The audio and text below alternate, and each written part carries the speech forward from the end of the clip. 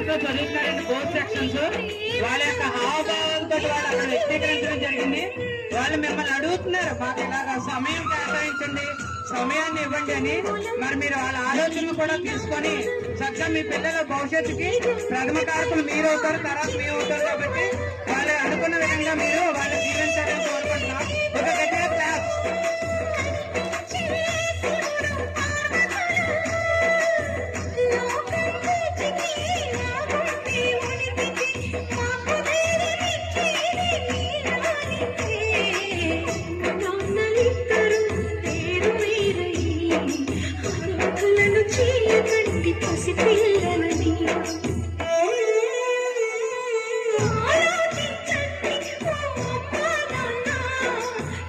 చెప్పగలను